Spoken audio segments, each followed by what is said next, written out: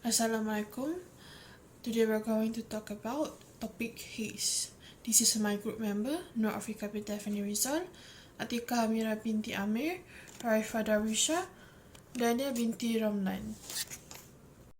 For introductions, haze is known as atmospheric phenomenon that causes the sky to seem foggy and occasionally brownish. It's a widespread problem throughout Malaysia. The haze color is explained by the small particles dispersing and being absorbed by sunlight, which cause this effect.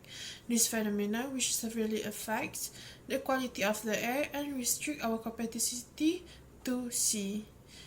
This is known as visual impairment.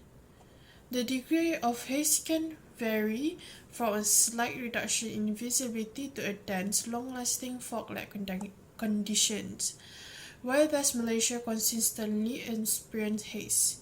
In Malaysia, haze may have originated from both internal and international sources, particularly of how little the particles are and how quickly smoke, dust, and other dry particles move from one location to another. These pollutants are typically caused by a variety of factors, including natural events like dust storms, volcanic eruption, and wildfires, as well as human activity like burning in agriculture or industrial pollution. As previously mentioned, the equatorial Southeast Asian regions experience a dry season, which leads to an increased incidence of fire events during the southwest monsoons, which last from June to September. Due to the mostly southerly and southeast winds, pollutants can cross international boundaries and move from Indonesia burning zones in Sumatra and Kalimantan to Peninsular Malaysia.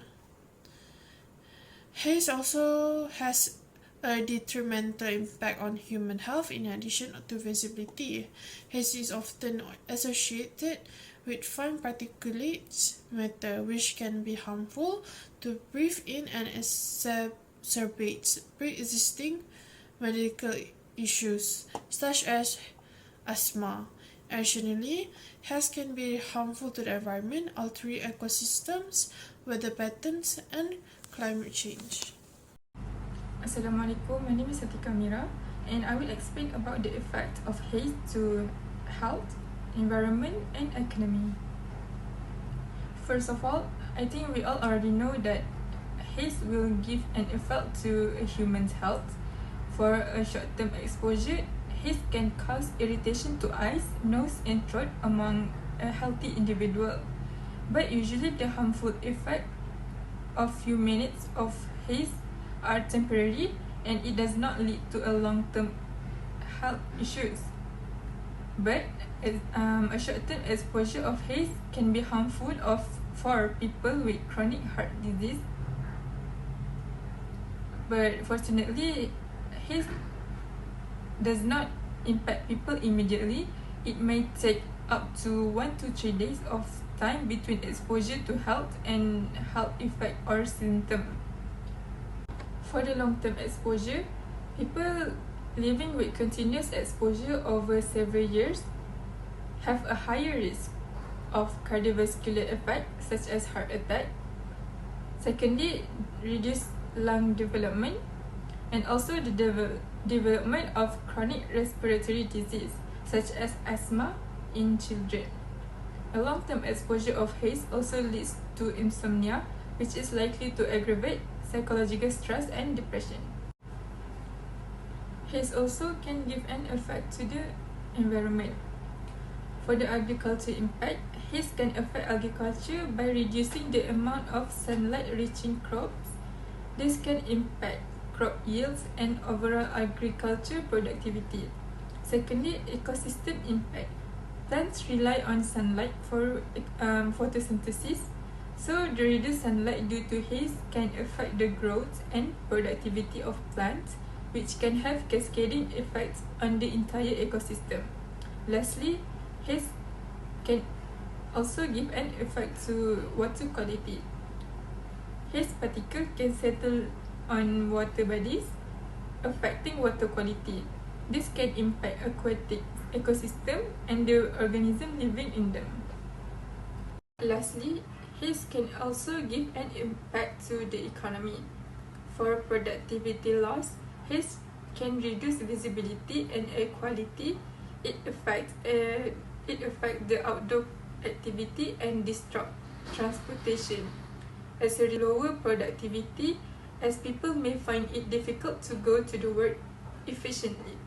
Secondly, it can cause healthcare. Respiratory problem and other health issues due to poor air quality can increase healthcare costs. This places a burden to healthcare system and can cause higher medical expenses for both individual and government.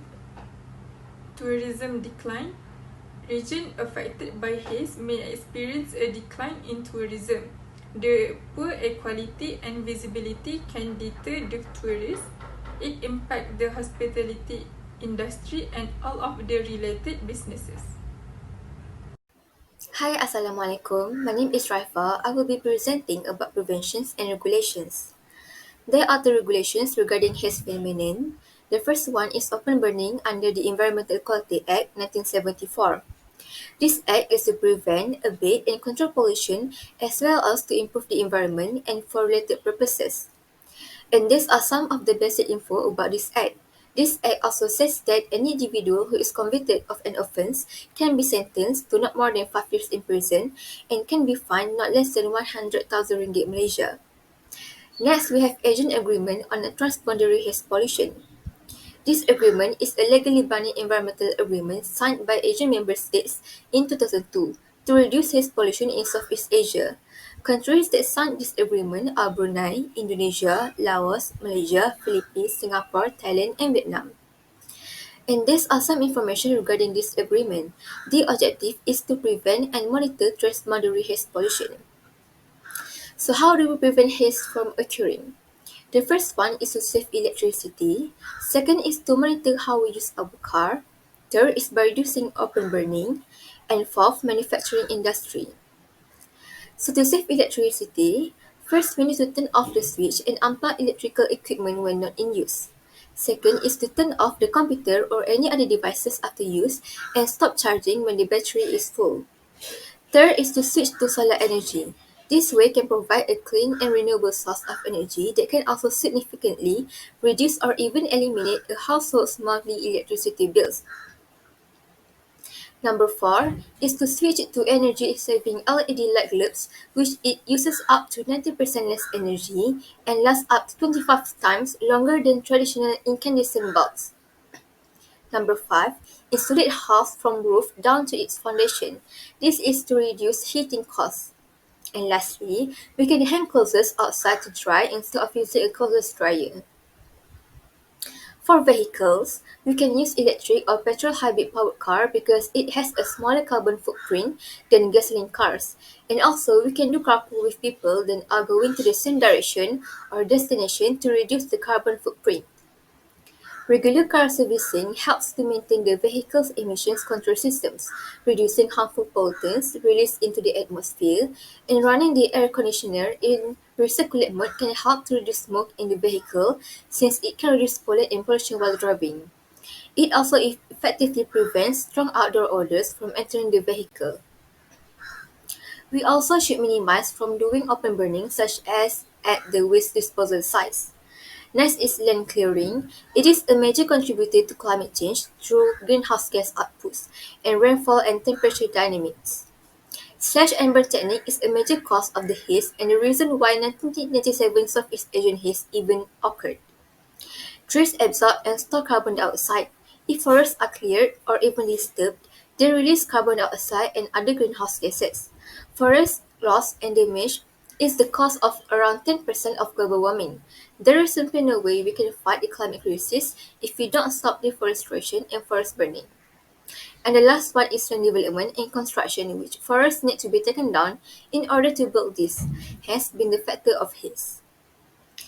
And for manufacturing industry, factories are encouraged to use natural gas or renewable energy instead of using fossil fuels.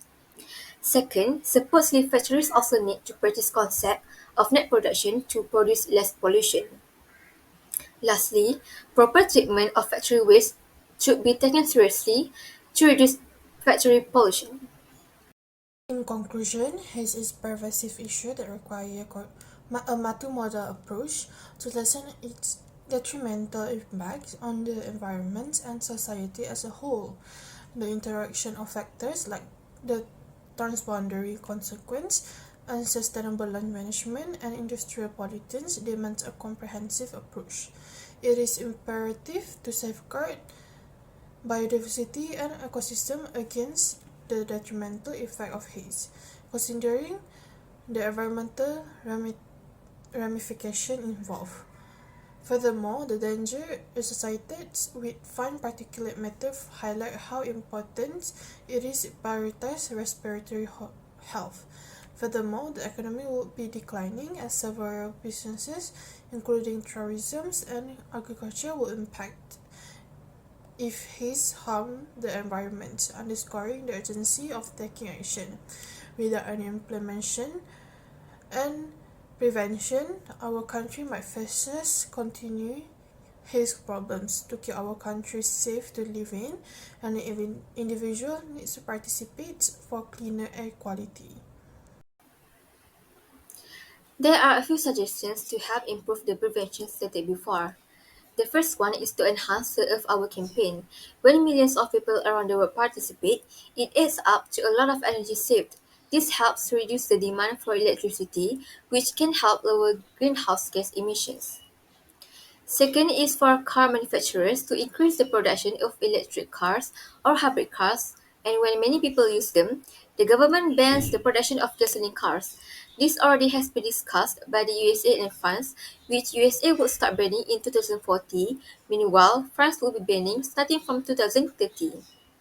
The government imposes stricter measures such as increasing the price of sales and prison terms. For example, sue anyone who smokes in an area with the potential for a major fire. And the last one is to impose action against the companies or factories that release excessive smoke. Government also should encourage them to use solar energy.